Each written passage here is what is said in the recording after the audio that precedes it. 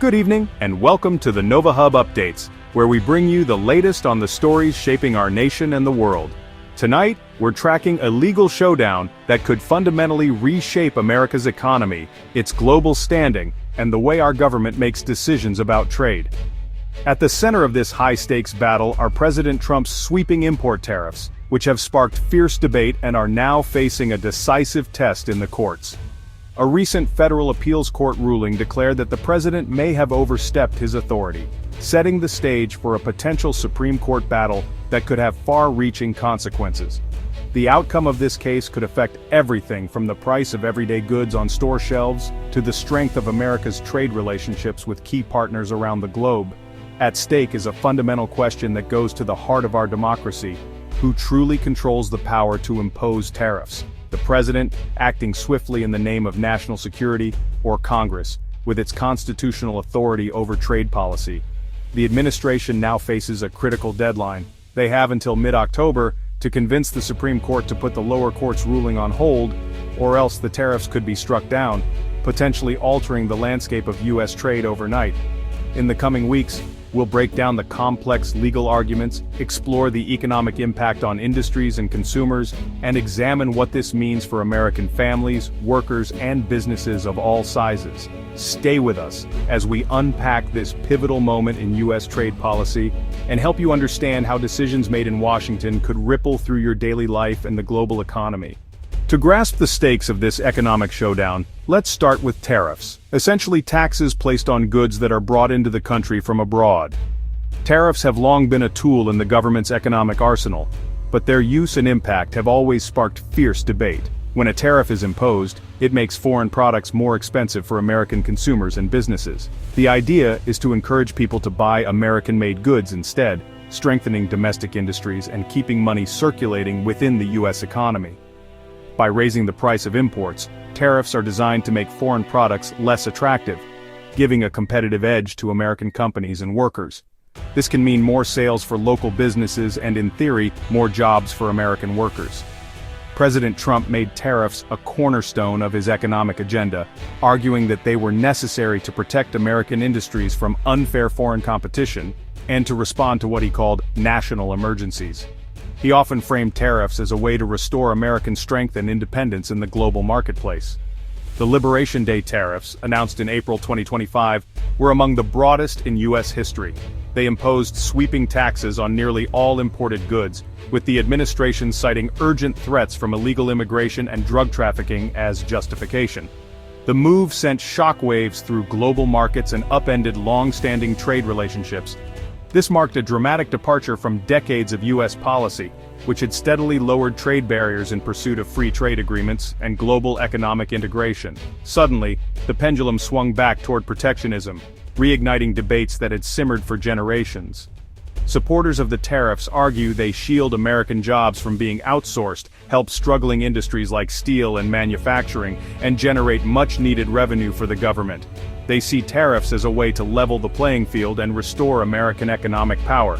But critics warn that tariffs act as a hidden tax on consumers, driving up prices on everyday goods and sparking retaliation from trading partners.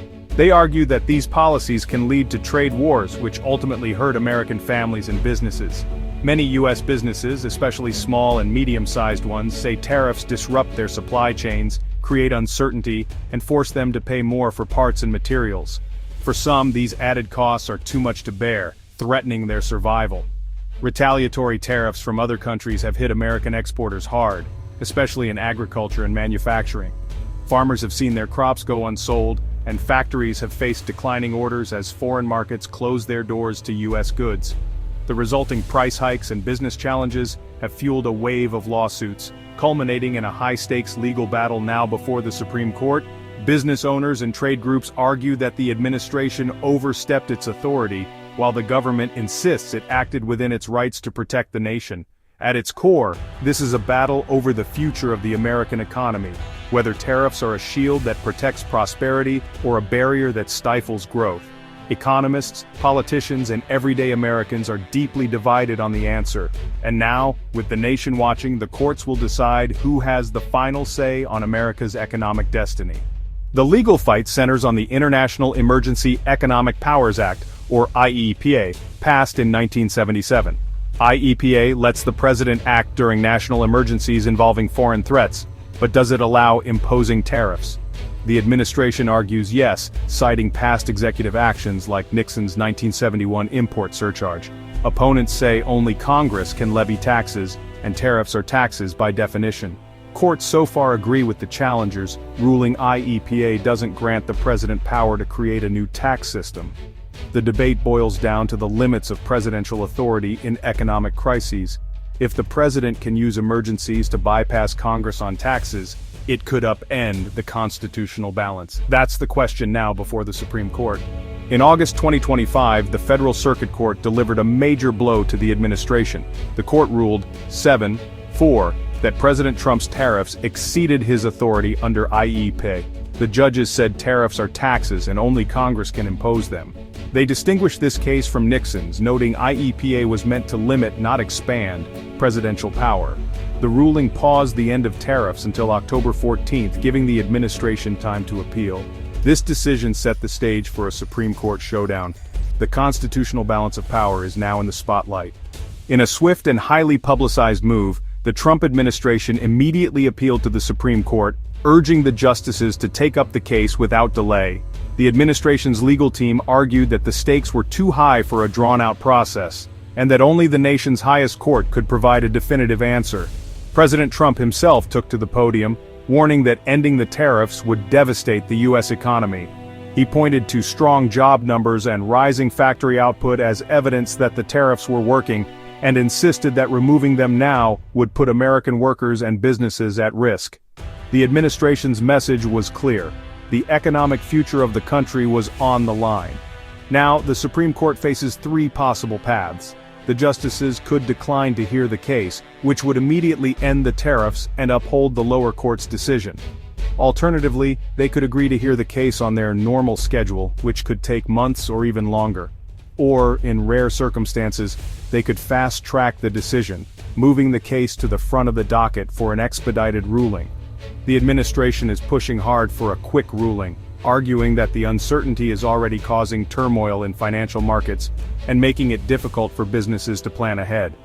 White House officials say that every day of delay adds to the economic risk, and they have made their case both in legal briefs and in public statements. But the Supreme Court is known for its caution, and the justices rarely expedite cases unless there is a truly urgent national need. They must weigh not only the legal questions but also the broader implications of setting a precedent for future cases. Earlier this year, in a case with similar stakes, the court declined to fast-track, choosing instead to let the normal process play out. That decision disappointed some, but it reflected the court's traditional approach to high-profile disputes. Legal experts are divided. Some believe the constitutional questions at the heart of this case are so significant that the court will feel compelled to step in. Others argue that the justices may prefer to let the lower court's ruling stand, avoiding a rushed decision on such a complex issue. If the Supreme Court declines to intervene, the lower court's decision will take effect, reshaping the landscape for trade policy and presidential authority. Meanwhile, businesses and consumers across the country are left in limbo, anxiously awaiting clarity. For many, the uncertainty is already affecting hiring, investment, and even the prices they pay at the store. The Supreme Court's next move will not only determine the fate of the tariffs, but could also redefine the limits of presidential power for years to come. As the legal drama unfolds, the entire nation is watching, waiting to see how this historic case will shape the future. The Supreme Court's decision will ripple through the economy and global trade. If tariffs end, consumer prices could drop, easing household budgets.